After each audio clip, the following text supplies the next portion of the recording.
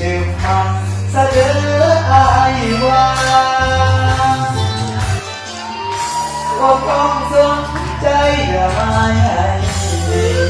ขอให้ทำลายคน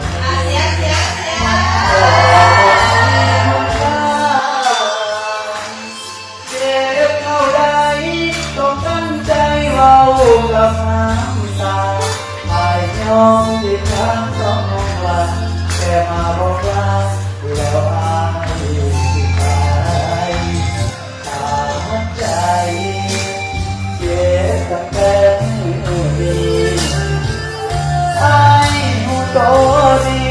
จะมาไอ้หักน้องเบิดจากใครยากจนหมดมองสิบังแยงน้องได้เท่าใดอักยอมที่ทางน้องไปอวยพรให้น้องโช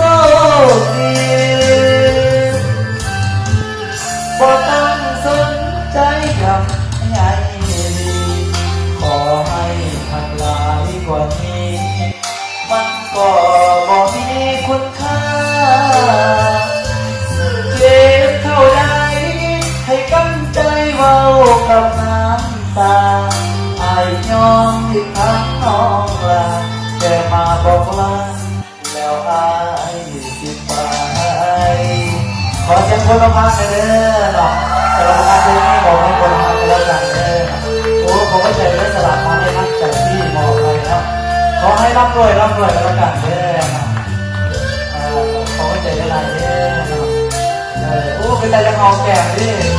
ขอให้ใจละลายเด้อขอให้ใจขอให้ร่ำรวยว่าสุขุมสุขวัดกันแล้วกันเด้อ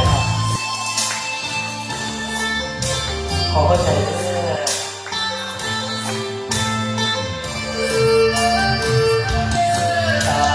ใจเจ็บตั้งแต่เมื่อนี้ไอ้หูโตดีถึงอ้ายหักน้องเบิดจากไอยากจนมุนมองสิบังแยงน้องได้เท่าใดอายยอมที่ทางน้องไปอวยพรให้น้องโชคดีลบเฟซลบไลน์อายทิ้งศาลาหากมีคนใหม่เข้ามาขอให้น้องพบคนดีร่ำรวยเงินทองคงเบิ่งแง่น้องได้ดีส่วนอายผู้ชายคนนี้สิจำหาเจ้าจนตายส่วนอายผู้ชายคนนี้